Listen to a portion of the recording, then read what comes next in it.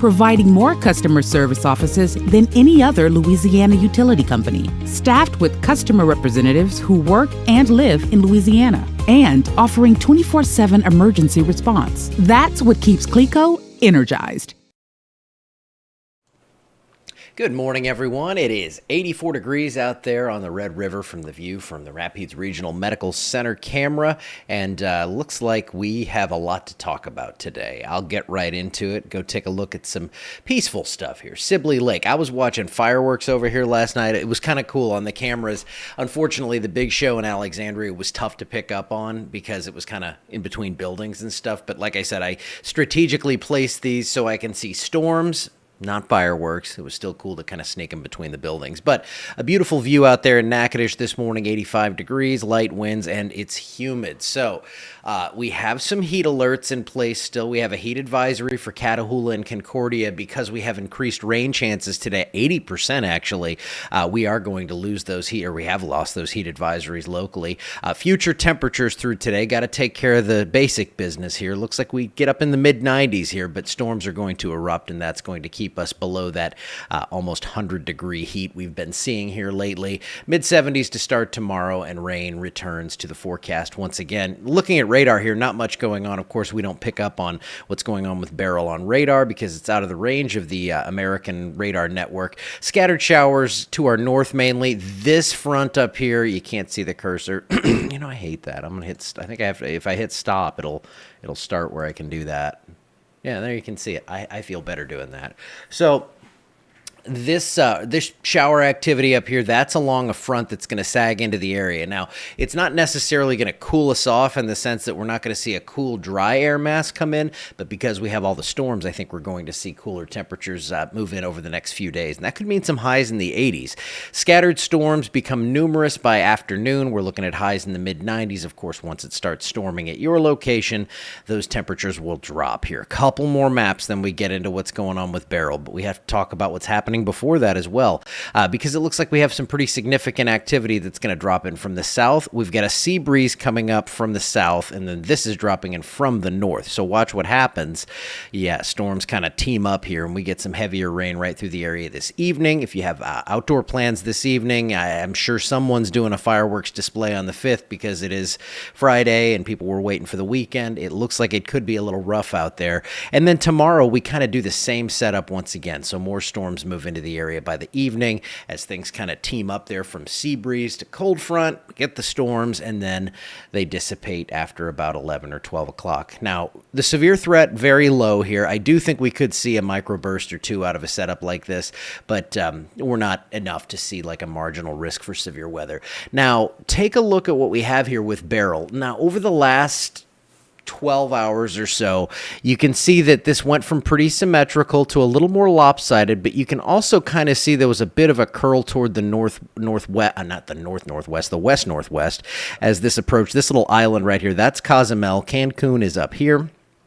So in hearing reports from some chasers on the ground there, it did not look like it was terribly crazy right around the landfall point, but still a Category 2 hurricane at landfall. That's going to be, let's see, we had the Carriacou landfall, we had the brush with Jamaica and the Caymans. Now we have another landfall here in Mexico. So Beryl making its presence known for sure, but we're looking down the line, what's happening here. So what I think is going to happen and what we're seeing in the forecast now is with Hurricane Beryl, you're going to see that this track cone has actually shifted a little bit to the east, actually kind of decently to the east, and now the cone, it gets right up here to the Louisiana border. Now, I think at the 10 o'clock update, so we're an hour out from that, I think we get another shift because all the models are bringing this in a little further up the Texas coast. Now, if you look at the Texas coast and how it's shaped relative to how this storm is going to track, you see how we're going northwest and then we get that turn toward the north. A lot of models are more pronounced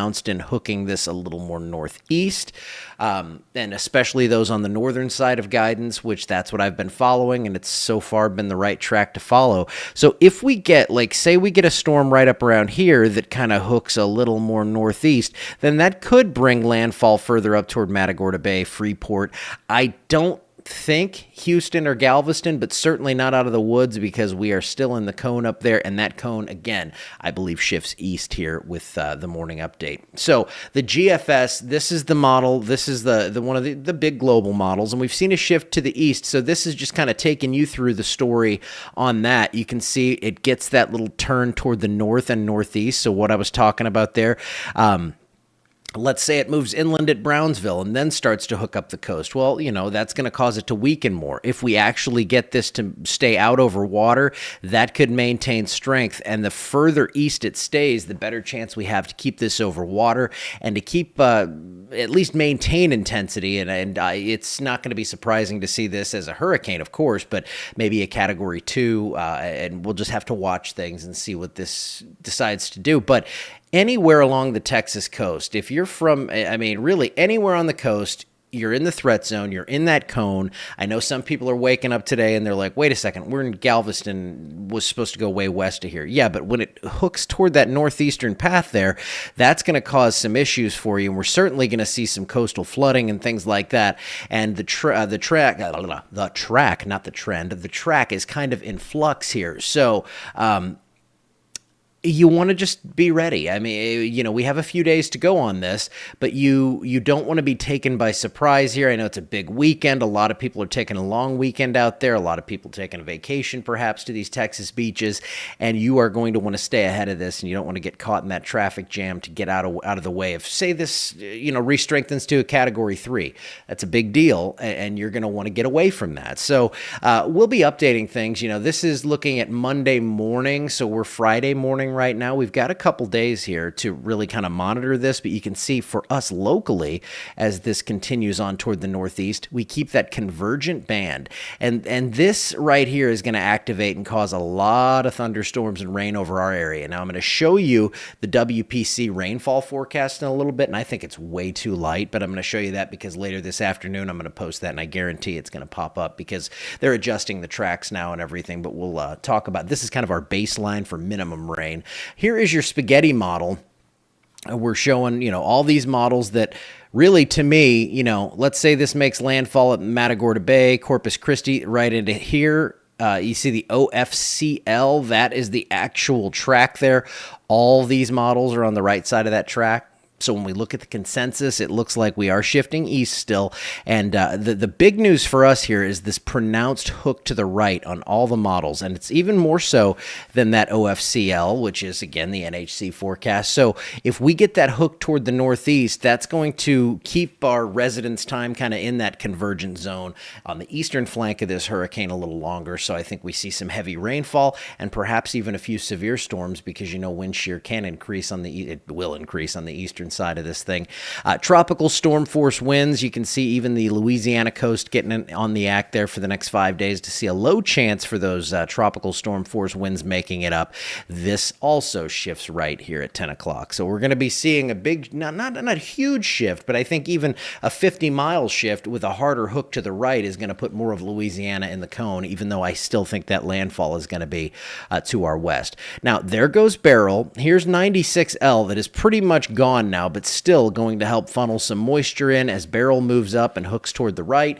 That adds the moisture in. We don't need more moisture when we already have one tropical system, and this is why I'm kind of starting to get concerned about some flooding rains. Now, this right here, that is your bare bones lowest rainfall forecast you're going to see. 2, 3, 4 inches. I think we're going to see this come up, especially over southeast Texas and western Louisiana, and it could be even a little further east here. So I'm getting up to about 3 to 5 inches right now in the Louisiana parishes. Out in Texas, someone's going to be well over 10 inches with this. So if we get any further shifts to the east, it's going to be much wetter, and you can see that 7-day. I even updated rain chances after Tom updated these last night and took us up to 80%. I added 80% for next Wednesday. Took us up a little bit on Monday as well. Sunday's kind of the lull day, I think, where we only see scattered storms. But if you need rain, and I know a lot of you do, I think we're going to do that Louisiana thing where we go from, hey, cool, we need rain and we're getting it, to please stop. By next Thursday, it looks like we're going to, again, have 3 to 5 inches of rain. That could be a conservative estimate. So just stay tuned. You know I'm going to keep you as updated as I am. And then look at this, July 11th to the 15th. Because of the clouds and rain, I went with the 6 to 10 day outlook here. So this includes the end of the 7-day into the middle of July there.